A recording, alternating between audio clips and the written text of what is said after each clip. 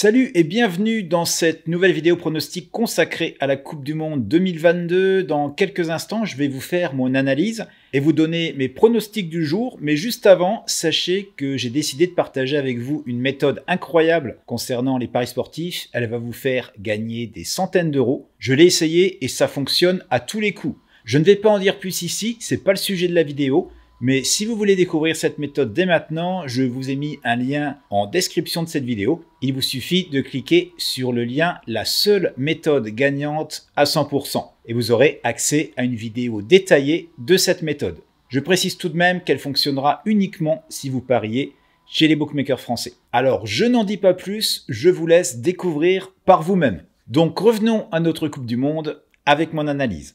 Dans cette vidéo, je vais en fait vous proposer un pari combiné sur deux matchs. Le premier sera Pays-Bas-Argentine, qu'on va voir tout de suite. Et le second sera la Croatie contre le Brésil. Au niveau des performances des deux équipes, alors je pense que les deux équipes globalement n'ont pas été très convaincantes. Les Pays-Bas notamment ont énormément souffert contre le Sénégal et le score final de 2-0 est un peu flatteur selon moi. On peut le voir ici, le Sénégal a beaucoup plus tiré que les Pays-Bas. Les Hollandais ont tout simplement eu un meilleur finish. Et ils ont fait la différence dans les 5 dernières minutes. On voit ici but à la 84e et le deuxième à la 99e. Ensuite, il y a eu l'Équateur. Alors ce match, pour moi, c'est de loin le plus mauvais des Pays-Bas. Ils s'en sont sortis avec un match nul, un but partout. Et pourtant, on voit ici un XG quasiment nul de 0,10. Et encore plus parlant, il suffit de regarder le nombre de tirs au but de chaque équipe. Nous en avons eu 15 de la part de l'Équateur ici et seulement 2 pour les Pays-Bas. Et le but qui a été inscrit,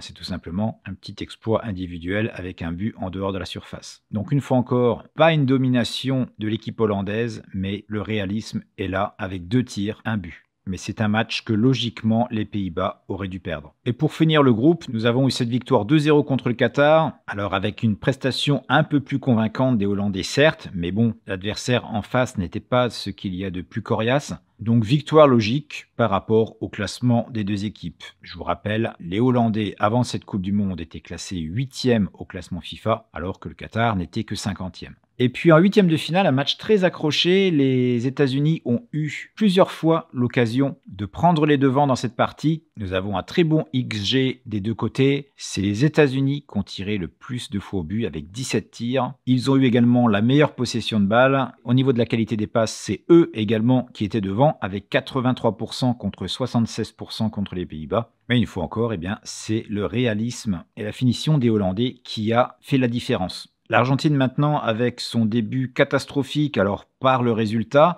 la performance n'était pas mauvaise en soi, mais c'est juste que l'équipe d'Arabie Saoudite était vraiment dans sa journée, en transe. Si on regarde les deux buts, au niveau du XG sur le premier but, Al-Shehri n'avait que 6% de chance de marquer ce but. Il lui a fallu un tir parfait pour le faire. Et même chose pour le but qui arrive 5 minutes plus tard, seulement 3% de chance de marquer ce but. Là, une fois encore, tir parfait en pleine lucarne. Alors on aurait pu penser que ça allait un peu secouer l'Argentine et les réveiller, mais la performance contre le Mexique a été très terne. Seulement 5 tirs au but pour les Argentins, et c'est sur 2 exploits individuels, en commençant par Messi avec son tir le long du poteau, puis avec Fernandez et son but en pleine lucarne qui a donné la victoire aux Argentins. Et puis enfin, pour terminer ce groupe, nous avons eu le match contre la Pologne. Alors là, nous avons vu une autre Argentine, pas moins de 23 tirs au but contre seulement 4 pour les Polonais. Donc un beau match de l'Argentine et en le voyant, je me suis dit, on a retrouvé notre équipe d'Argentine. De très belles phases de jeu, une précision au niveau des passes excellente avec 92% de réussite. Et un score qui aurait pu être bien plus lourd que 2-0. Et puis est arrivé le 8e de finale contre la surprise Australie, classée 38e au classement FIFA. Donc une grosse différence de niveau sur le papier qui s'est un peu vue malheureusement pour les Australiens sur le terrain cette fois-ci. Je pense que c'est une équipe qui s'est beaucoup donnée, qui a ressenti beaucoup de fatigue et qui n'a pas pu jouer à 100%, mais qui a tout de même fait peur à l'Argentine jusqu'à la fin, qui était sous la menace d'une égalisation. Donc une Argentine convaincante en attaque, mais niveau défense, de belles frayeurs tout de même. Donc méfiance pour ce match contre les Pays-Bas. Avec le réalisme que les Pays-Bas nous ont montré, je pense que la défense argentine peut trembler. Pour ce match, j'ai décidé de ne pas parier sur un vainqueur ou de pencher pour une équipe plus qu'une autre. Dans l'état actuel des choses et vu les performances jusqu'à ces quarts de finale des deux équipes, je pense qu'il est mieux de se rabattre sur le nombre de buts. Je ne vais pas prendre trop de risques non plus.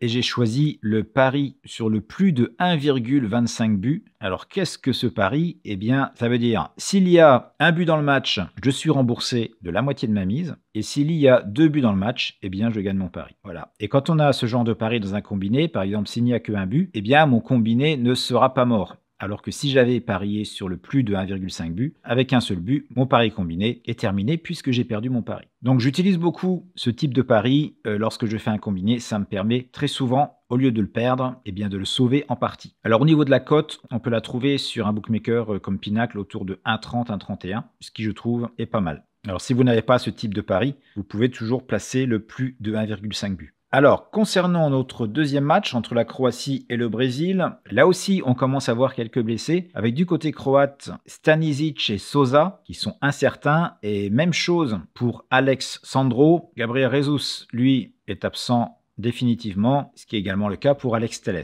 Alors globalement, ces deux équipes, je les ai trouvées dans cette Coupe du Monde peu convaincantes. Je vais m'expliquer pourquoi dans quelques instants. La Croatie est loin d'être l'équipe inspirée qu'on avait vue il y a 4 ans. Et si elle en est à ce stade-là de la compétition, je pense que c'est surtout grâce à des exploits individuels, notamment Perisic, qui a marqué le but contre le Japon. Un match que le Japon aurait pu gagner. Malheureusement, visiblement, ils avaient oublié de s'entraîner pour les pénaltys, des pénaltys très très moyens. Et au final, eh bien, c'est à l'expérience que la Croatie se qualifie. Alors déjà, avant la Coupe du Monde, j'avais des gros doutes sur les capacités de cette équipe croate. Ils ne m'ont pas rassuré. Et franchement, si le Brésil joue à son niveau, ça devrait passer assez facilement. Maintenant, on a une Coupe du Monde un peu folle. On a vu quasiment toutes les grosses équipes perdre au moins un match. Et curieusement, seule la Croatie n'a pas perdu. Du côté brésilien maintenant, est-ce qu'on a retrouvé cette équipe du Brésil avec un début de match tonitruant contre la Corée du Sud? Un deuxième but, pour moi, il n'y avait pas pénalty, mais je ne suis pas arbitre, donc je n'en dirai pas plus. Mais on a pu remarquer quand même une défense brésilienne assez fébrile par moment. J'ai trouvé les Coréens fatigués par rapport aux performances précédentes. Forcément, on n'a pas la même qualité sur le banc coréen que sur le banc brésilien. Et pour faire tourner dans une équipe comme ça ne doit pas être facile.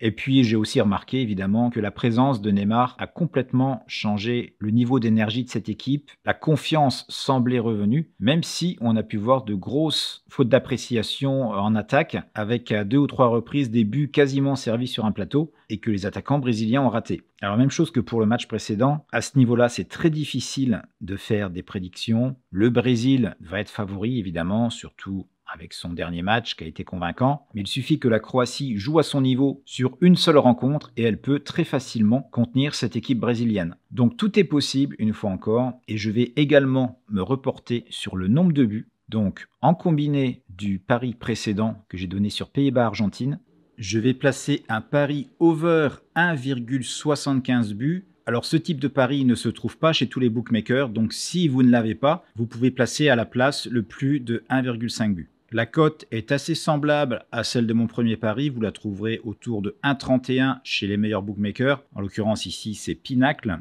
Et si vous combinez donc ce pari avec celui que j'ai donné tout à l'heure sur Pays-Bas-Argentine, ça vous donnera une cote d'environ 1,72, 1,73. Alors évidemment, je ne placerai pas toute ma bankroll dessus. Ce sera pour moi 1,5% de mon capital et je dirais au maximum 2%.